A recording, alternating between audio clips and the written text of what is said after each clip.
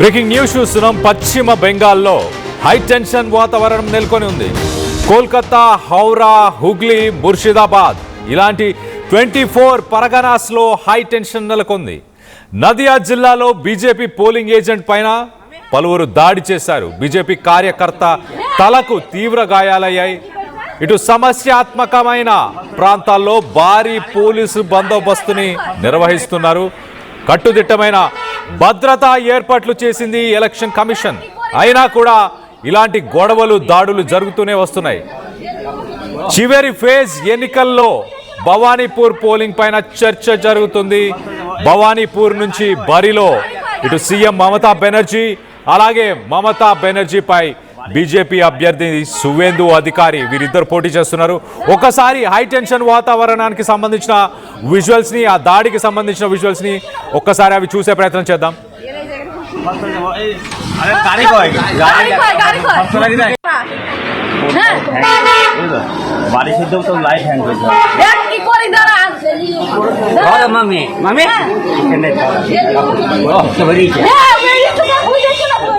You're watching highly disturbing visuals. Viewers' discretion is highly advised. You're watching highly disturbing visuals. Viewers' discretion is highly advised. పోలింగ్ కేంద్రాలకి ఓటర్లు queue కట్టారు. Phase 1లో మనం చూసాం 92%, 93% highest turn out. West Bengal చరిత్రలో ఇంతగా ఓటర్లు ఎప్పుడూ ఎలక్షన్లో పార్టిసిపేట్ చేయలేదు. 93% ఓటర్లు నమోదు చేసుకున్నారు ఫస్ట్ ఫేజ్లో. సెకండ్ ఫేజ్లో మొత్తంగా 142 సీట్లకు గాను పోలింగ్ జరగబోతుంది. సెకండ్ ఫేజ్ చాలా ఇంపార్టెంట్ అంటున్నారు ఇటు పొలిటికల్ అనలిస్టులు. ఫస్ట్ ఫేజ్ రూరల్ ఓట్ బ్యాంక్ని కాన్సన్ట్రేట్ చేస్తే, second phase urban, semi urban vote bank ఉంటుంది. ఈ 142 సీట్లకి గాను 41,000కు పైగా పోలింగ్ కేంద్రాలు, ప్రస్తుతానికి పోలింగ్ కేంద్రాల్లో ఓటింగ్ జరుగుతుంది. చివరి దశ అని చెప్పొచ్చు. ఈ చివరి దశలో 1448 మంది అభ్యర్థులు పాల్గొంటున్నారు. ఫస్ట్ ఫేజ్లో 93.19% పోలింగ్ నమోదైంది. మే 4న బెంగాల్ సహా 5 రాష్ట్రాల ఎన్నికల ఫలితాలు వెలువడనున్నాయి. టీఎంసీకే అధికారం కట్టబెట్టారు అంటూ ఇటు ప్రీ పోల్ సర్వేస్ చెప్తున్నాయి. CNN న్యూస్ 18 టీఎంసీకి 184 నుంచి 194 సీట్స్ వస్తాయి అంటున్నారు. బీజేపీకి 98 నుంచి 108 సీట్లు వస్తాయి అంటున్నారు. మరోపక్కన IANS మెట్రిక్స్ అనే సర్వేస్లో టీఎంసీకి 140 నుంచి 160 సీట్లు వస్తాయంటున్నారు. బీజేపీకి 130 నుంచి 150 సీట్లు, అంటే టఫ్ ఫైట్ చెప్తున్నారు ఇటు IANS సర్వేలో. అంటే క్లియర్గా ఒక డాగ్ ఫైట్ జరగబోతుంది. ప్రతి కాన్స్టిట్యున్సీలో ఆ ఎమ్మెల్యే కావచ్చు, అక్కడ ఉన్న క్యాండిడేట్, ఎమ్మెల్యే క్యాండిడేట్, అలాగే లోకల్గా ఉన్న ఇష్యూసే ప్రధానంగా కీలక ఫ్యాక్టర్స్ని వహించబోతున్నాయి. మరోపక్క చాణక్య స్ట్రాటజీస్లో ఇటు టీఎంసీకి 155 నుంచి 165 సీట్స్, అలాగే బీజేపీకి 110 నుంచి 115 సీట్లని. యాక్సిస్ మై ఇండియా సి ఓటర్లో టీఎంసీకి 140 నుంచి 190 సీట్స్, బీజేపీకి 100 నుంచి 150 సీట్లు. ఇది ఫేజ్ 2 బీజేపీ చాలా కీలకంగా మారబోతుంది. ఎందుకంటారా, urban, semi urban vote bank encash చేసుకోవాలన్న ఉద్దేశం బీజేపీకి ఉంది. మమతా బెనర్జీ టీఎంసీ తీసుకొచ్చిన పాలసీల ప్రకారం, స్కీమ్స్ ప్రకారం రూరల్ ఓట్ బ్యాంక్ని టార్గెట్ చేస్తూ ఆ స్కీమ్స్ ఉన్నాయి. కాబట్టి రూరల్ ఓట్ బ్యాంక్ టీఎంసీకి, మమతా దీదీకి మొగ్గు చూపించే అవకాశం ఉంది. ఈ అర్బన్, సెమీ అర్బన్ ఓట్ బ్యాంక్నే బీజేపీ కైవసం చేసుకోవాలని టార్గెట్ చేసినట్టు తెలుస్తుంది. ఈ అర్బన్, సెమీ అర్బన్ ఓట్ బ్యాంక్లో ఎంప్లాయ్మెంట్ కావాలని కోరుకుంటారు, ఇన్ఫ్రాస్ట్రక్చర్ బాగుండాలని కోరుకుంటారు. ఇలాంటి వ్యక్తులు ఉంటారు. కాబట్టి బీజేపీ వాళ్ళని టార్గెట్ చేస్తే పవర్ని సాధించే అవకాశం ఉంటుంది. ఎక్కువ శాతం సర్వేస్ టీఎంసీకి 44% ఓట్ బ్యాంక్ ఉంది, ఓట్ షేర్ రాబోతుంది ఈ ఎన్నికల్లో అంటూ ఇటు ఎక్కువ శాతం సర్వేస్ చెప్తున్నాయి. బీజేపీ కూడా ఏమాత్రం తగ్గట్లేదు. బీజేపీ కూడా 40% ఓట్ బ్యాంక్, ఆల్మోస్ట్ 40కి 44%కి 4% మాత్రమే డిఫరెన్స్. ఆ 4% డిఫరెన్స్ని ఈ సెకండ్ ఫేజ్లో బీజేపీ ఏమైనా కన్వర్ట్ చేసే అవకాశం ఉందా?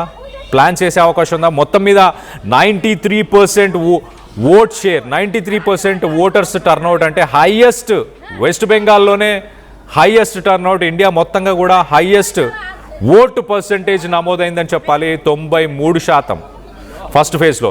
సెకండ్ ఫేజ్లో కూడా అర్బన్, సెమీ అర్బన్ పాపులేషన్ ఉన్నారు, వారందరూ కూడా ఓటు వినియోగించుకోవాలన్న ఉద్దేశంతో ఒక హాలిడేని డిక్లేర్ చేశారు. Schools, colleges, banks, private organisations అన్నీ కూడా ఇవన్నీ కూడా ప్రస్తుతానికి ఒక హాలిడే డిక్లేర్ చేసినట్టు తెలుస్తుంది. ఒక్కసారి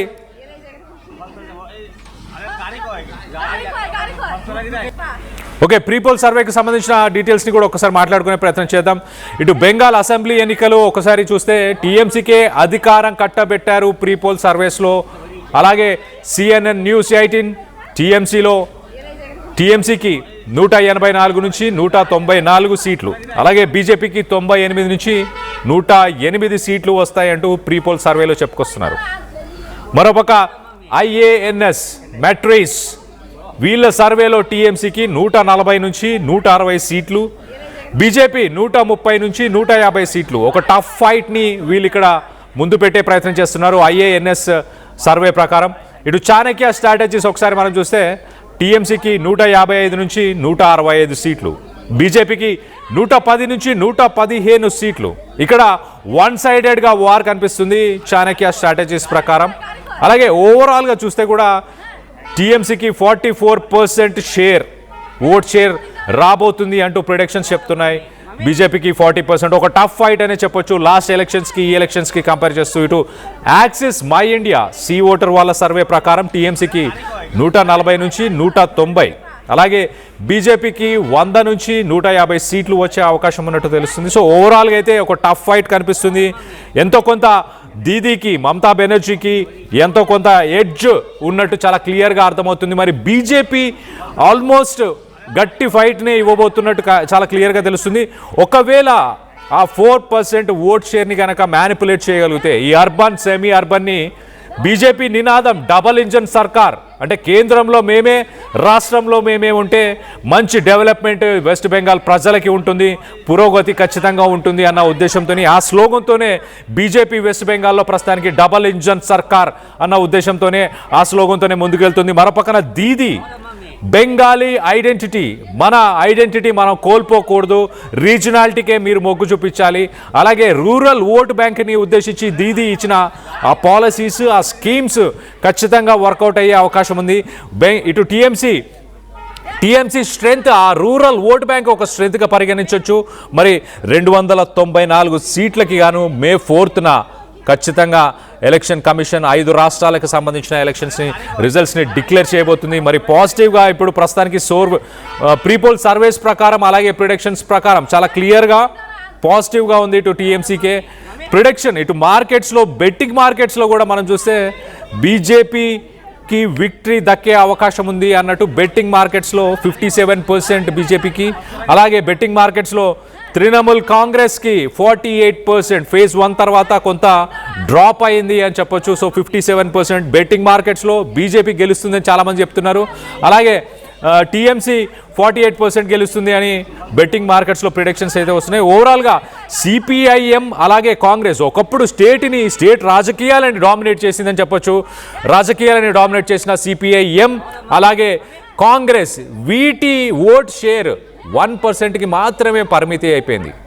ఒకప్పుడు స్టేట్ని రూల్ చేసి డామినేట్ చేసిన పార్టీలు కాస్త ఇప్పుడు వాటి ఉనికిని చాటుకోలేని పరిస్థితుల్లో ప్రస్తుతానికి వాటి పరిస్థితులు ఉన్నట్టు చాలా క్లియర్గా తెలుస్తుంది. టీఎంసీ, బీజేపీ, కాంగ్రెస్ అలాగే సిపిఐఎంకి సంబంధించిన ఓటర్స్ని అట్రాక్ట్ చేసేసి పూర్తిగా ఆ పార్టీస్ని డైల్యూట్ చేసేసినట్టు తెలుస్తుంది. ఈ ఫేజ్ 2లో బీజేపీ స్ట్రాటజీ చాలా క్లియర్గా బీజేపీ లోకల్ ఆర్గనైజింగ్ అలాగే బెంగాల్కి సంబంధించిన కంచుకోట అని చెప్పొచ్చు, టీఎంసీకి కంచుకోట అని చెప్పొచ్చు రూరల్ ఓట్ బ్యాంక్. ఆ ఓట్ బ్యాంక్ని బీజేపీ కొంత సెమీ అర్బన్ కాన్స్టిట్యున్సీస్లో ఉన్న వ్యక్తులని, అక్కడున్న పాపులేషన్ని కొంత అట్రాక్ట్ చేయడానికి ప్రయత్నం చేస్తుంది. వాళ్ళ వల్ల ఆ ఫైట్ని కొద్దిగా ముందుకు తీసుకెళ్లే ప్రయత్నం చేసే అవకాశం ఉన్నట్టు తెలుస్తుంది. సో ఓవరాల్గా మీరేమనుకుంటున్నారు? బెంగాల్ ఎలక్షన్స్లో గత ఎలక్షన్స్లో మనం చూస్తే కనుక బీజేపీకి ఒక షాక్ అని చెప్పొచ్చు, దీదీ ఒక షాక్ ఇచ్చిందని చెప్పొచ్చు. ఈసారి జరగబోతున్న ఈ ఎలక్షన్స్లో బీజేపీ దీదీ మమతా బెనర్జీ దీదీ మరొకసారి బీజేపీకి షాక్ ఇవ్వబోతుందని మీరు అనుకుంటున్నారా? రూరల్ ఓట్ బ్యాంక్ కీలకమైన రోల్ ప్లే చేస్తుందని మీరు భావిస్తున్నారా? అర్బన్ ఓట్ బ్యాంక్ బీజేపీకి మొగ్గు చూపించే అవకాశం ఉందని మీరు అనుకుంటున్నారా? ప్రీపోల్ సర్వేస్తో కూడా మీరు ఏకీభవిస్తున్నారా? ఎలాంటి రిజల్ట్స్ చూడబోతున్నాం మే 4th అన్న దానిపై మీ అభిప్రాయాలు ఏంటనేది కింద కామెంట్ రూపంలో తెలియపరచండి.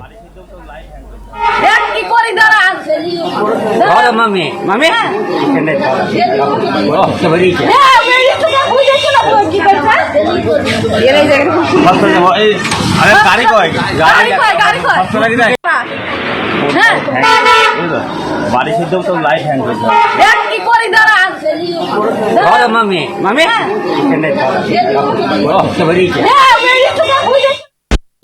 State-of-the-art infrastructure, smart green campus, globally certified labs, KL deemed to be university. చిన్న చిన్న ఆనందాలు 35 ఏళ్లుగా నా జీవితంలో లేవు.